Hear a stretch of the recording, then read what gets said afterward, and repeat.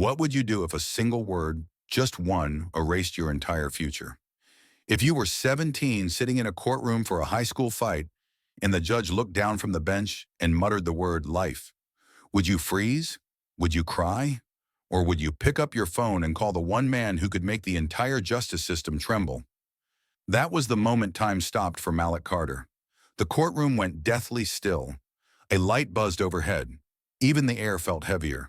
The word life cut through the silence like a blade. Judge Raymond Whitlock leaned forward slightly, his thin voice laced with disdain. He stared at Malik like he wasn't human, just another case file, another statistic. The 17-year-old swallowed hard, staring back at the man who seemed to hold his fate in his hands. Malik wasn't a criminal.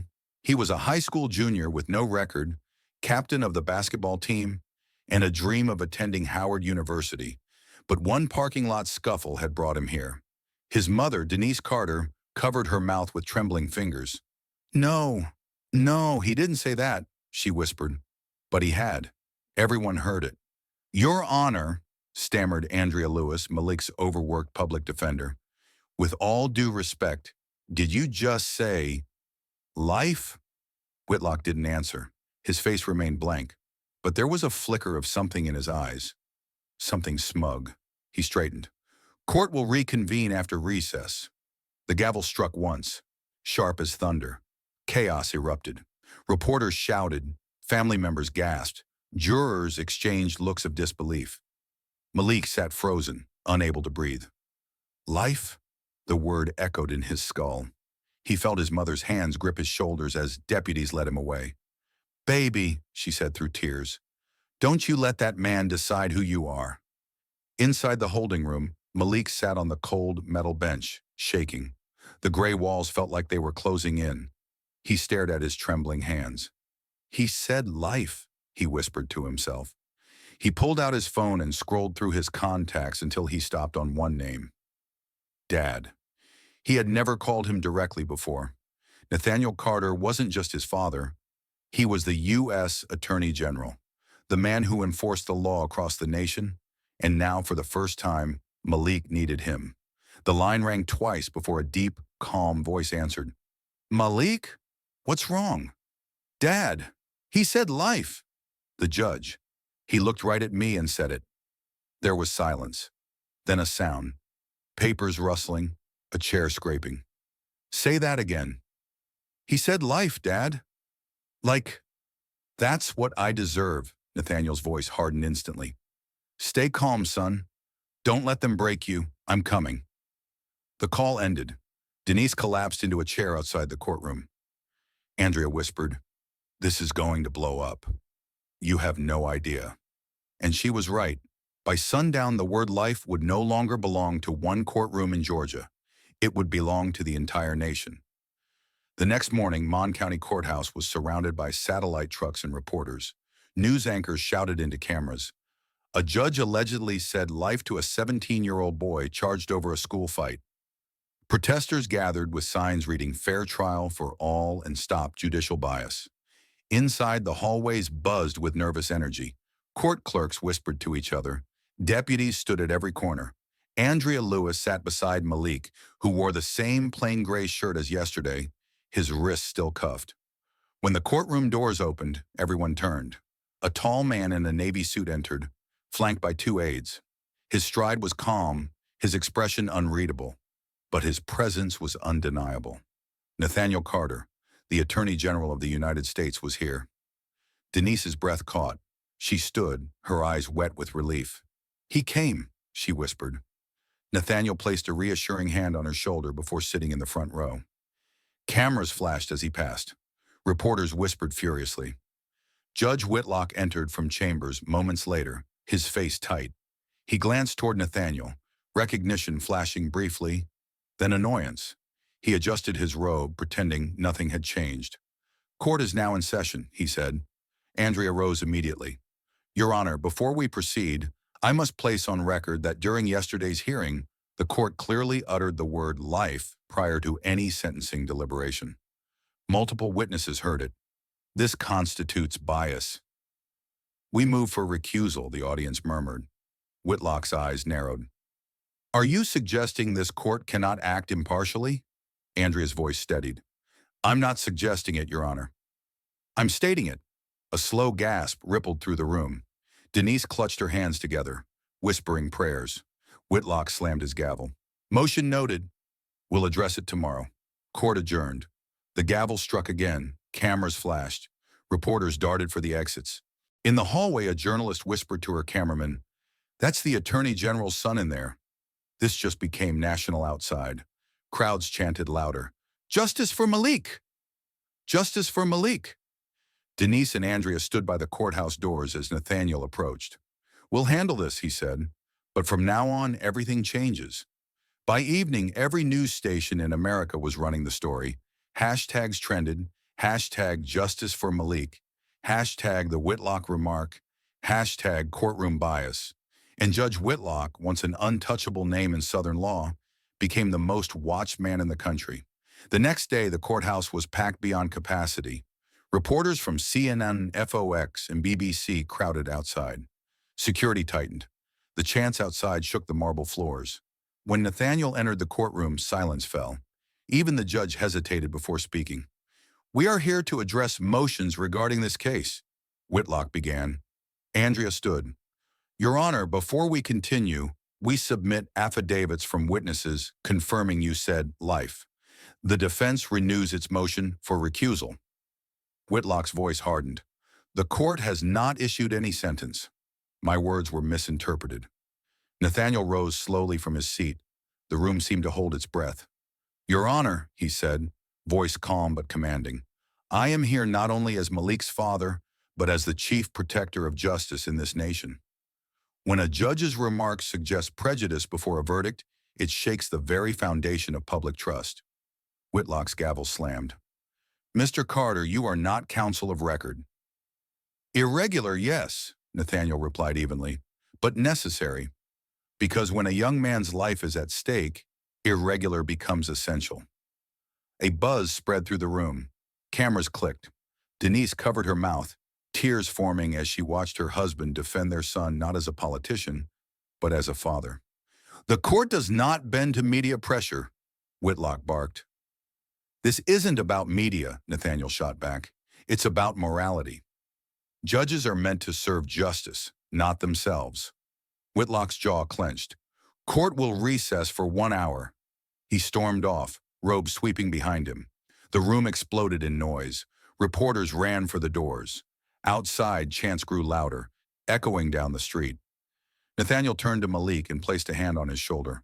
"This is only the beginning, son." "He's shaken," Malik whispered.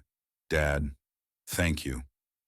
"Don't thank me yet," Nathaniel said softly. "Justice fights back, but not without scars." By noon, the story had reached every corner of America.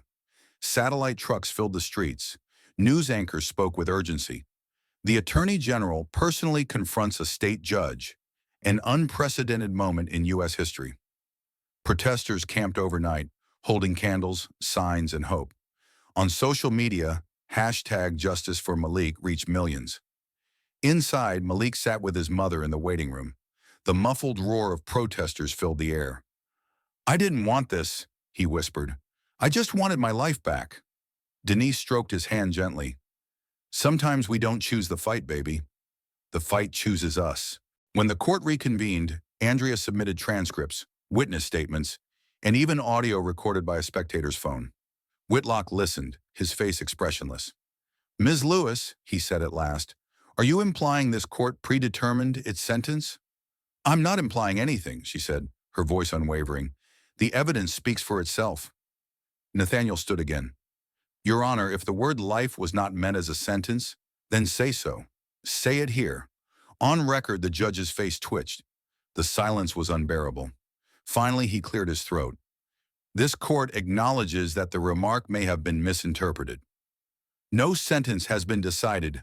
Gasps erupted. Cameras flashed wildly. Denise grabbed her son's hand.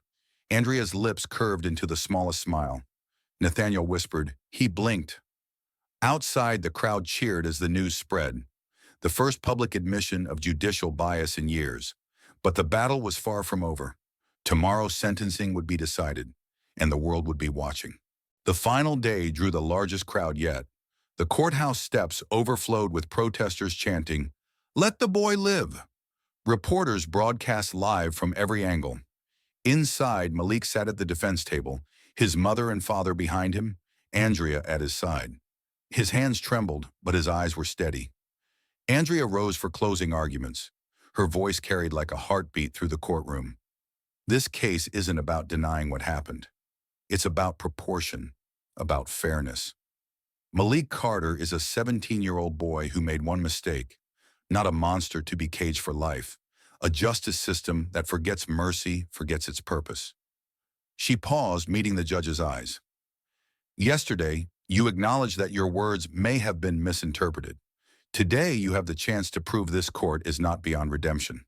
The prosecutor followed, emphasizing school safety and responsibility, but even he seemed subdued, aware the nation was listening. When arguments ended, the room fell silent. Judge Whitlock leaned back, his fingers trembling slightly. He took a long breath before speaking. This court recognizes the gravity of this case. However, justice must reflect reason, not wrath. After reviewing all evidence, this court sentences Malik Carter to 12 months probation, counseling, and community service. No incarceration. The air broke like a wave. Denise sobbed openly. Andrea gasped, covering her mouth. Nathaniel exhaled, relief flooding his features. Malik blinked rapidly, tears streaming down his face. "I'm free?" he whispered. "You're free," Andrea said softly. Outside, the crowd erupted. Reporters shouted updates into cameras. Protesters cheered, chanting Malik's name. Nathaniel wrapped his arm around his son. "Freedom, son, comes with responsibility. What you do next will define the meaning of this moment." That night, news outlets across the world replayed the scene. The gavel strike, the tears, the embrace. Hashtags filled every feed. Hashtag justice for Malik, hashtag fair trial, hashtag Carter case. In his small bedroom at home, Malik stared out the window at the flashing lights of news vans parked outside. Denise entered quietly, placing a hand on his shoulder. "It's over, baby." He shook his head slowly. "No, Mama. It's just starting. This isn't just about me anymore." Nathaniel appeared in the doorway, loosened tie, exhaustion in his eyes. "You learned something powerful, son. Justice isn't a gift. It's a fight, and silence only helps injustice grow." Malik looked up. "Then that's the life I want to live." Nathaniel smiled faintly. "Then make it count." The next morning, Malik stood before reporters with his parents. Cameras flashed. His voice shook, but he spoke with conviction. "I made a mistake, but I learned that justice can't depend on who your father is. Every kid deserves a fair shot, rich or poor, black or white. I'm going to dedicate my life to making sure what happened to me never happens again." The crowd applauded. Nathaniel placed a hand on his son's back. Andrea wiped her eyes. Denise whispered, "That's my boy." As the family turned to leave, one reporter shouted, "Mr. Carter, what does justice mean to you now?" Nathaniel paused, looked back at the cameras and said quietly, "Justice means accountability, even for those in robes." And that line became the headline across every network. That night, across the nation, people watched the story of Malik Carter and found hope. That courage, truth, and a single voice could stand against a broken system.